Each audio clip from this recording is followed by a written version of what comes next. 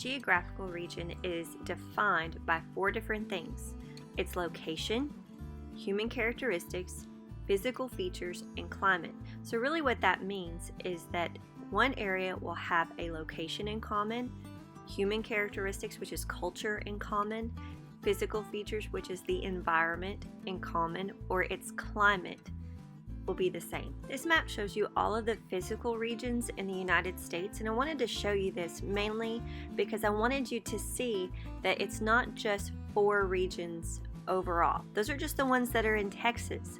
There are several different physical regions throughout the United States. The 4 regions that we have in Texas are the Great Plains, the Central Plains, the Gulf Coastal Plains. We will call it the Coastal Plains, but just know it's attached to the Gulf. And then also something called the Intermountain Basins and Plateaus. We will simply call that the Mountains and Basins. Each region has a subcategory called a subregion. Some of them have several, some of them only have one. A subregion is a divided section of a major region used to separate the major region into specialized groups based on characteristics. The subregions for the coastal plain are the Piney Woods, that's where we live, the Gulf Coast Plain, the South Texas Plain, the Post Oak Belt, the Blacklands Prairie. For the Central Plains, they have the Grand Prairie, the Cross Timbers, and the Rolling Plains. The Great Plains has the High Plains and the Edwards Plateau. The Mountains and Basins has one subregion. It's the Mountains and Basins.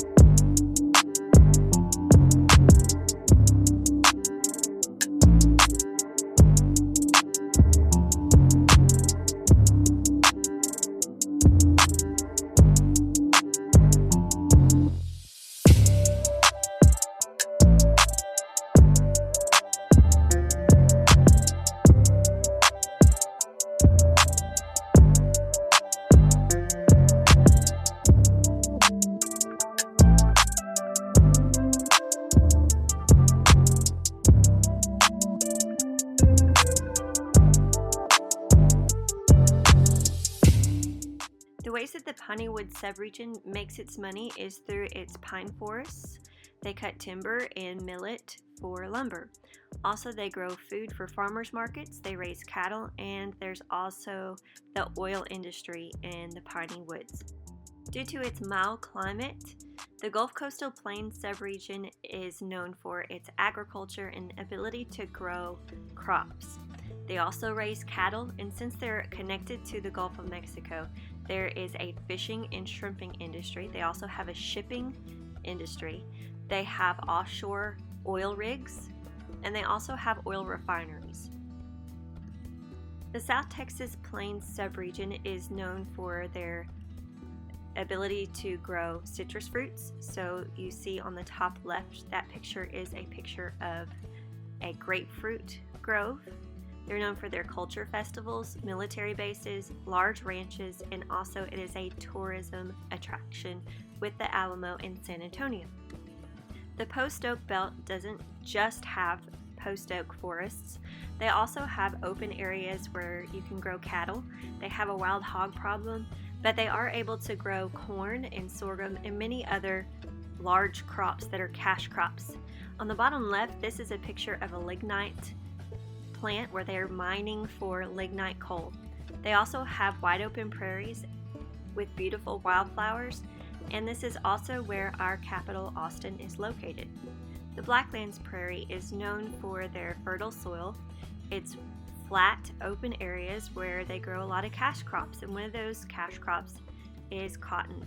It is also the location of Dallas, the DFW area, so this is also going to be a business hub, a finance hub, and a transportation hub.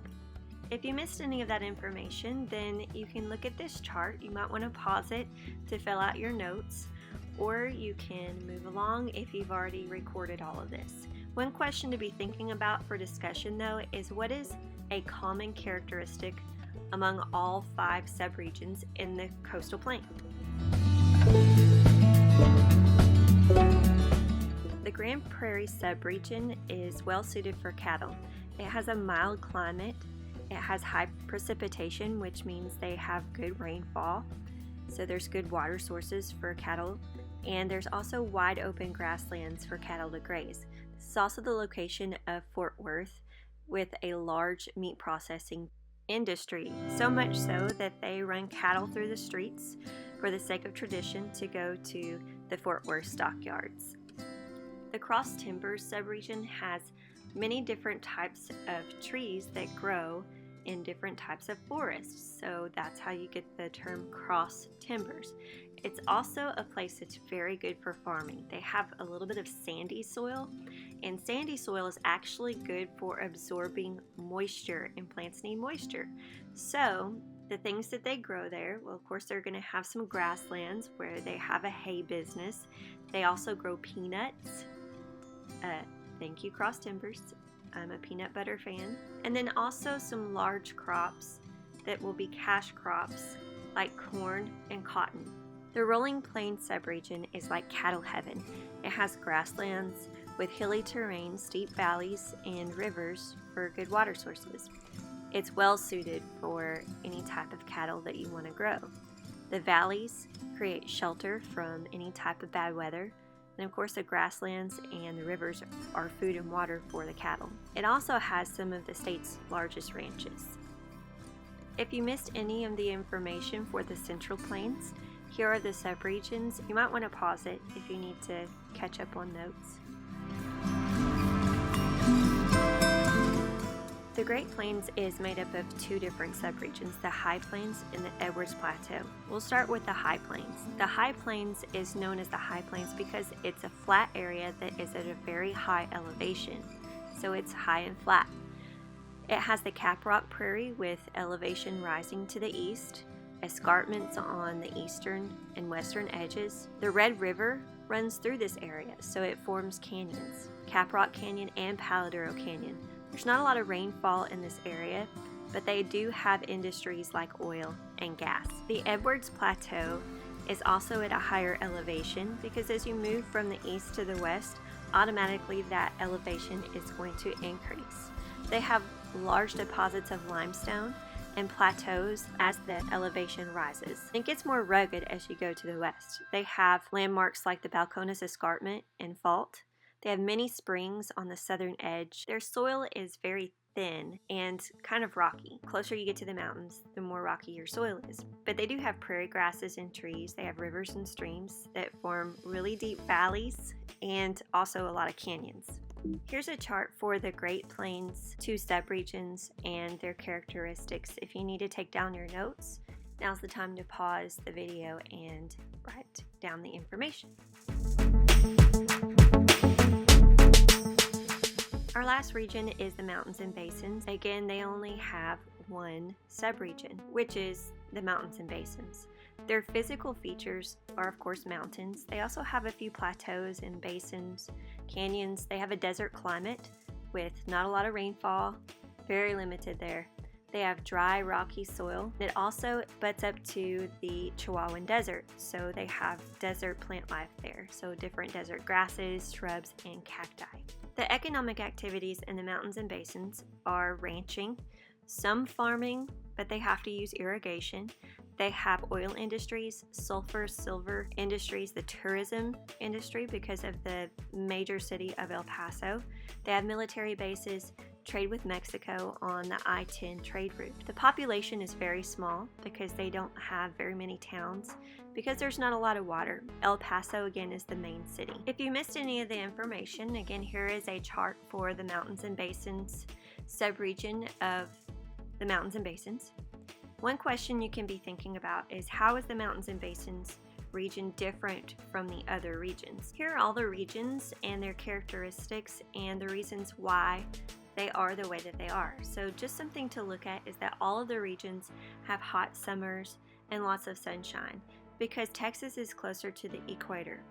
All regions also have rainfall that increases from the west to the east, and the warm, moist Gulf air in East Texas is the reason why the moisture is going to be dispersed from the east to the west. So the rainfall is going to increase as you go from the west to the east. That means there's not a lot of rainfall in the west, but there is a lot of rainfall in the east.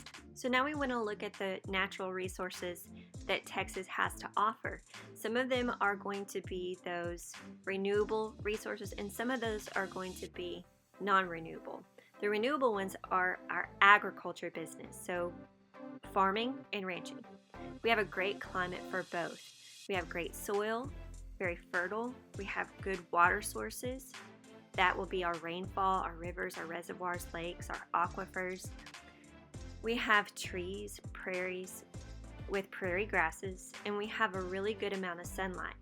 Now, with all of that mix, that means we're good at raising cattle and other livestock. And it also means that we have a long growing season, so we can grow more for a longer period of time. We can have more harvests.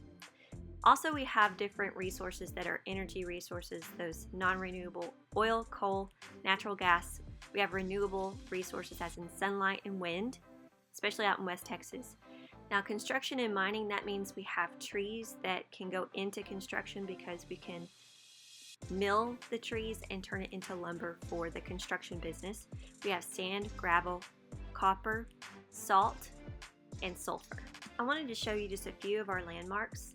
The first one is Big Bend National Park, then the Rio Grande and the Rio Grande Valley, and then Caddo Lake, the largest natural lake that we have in Texas.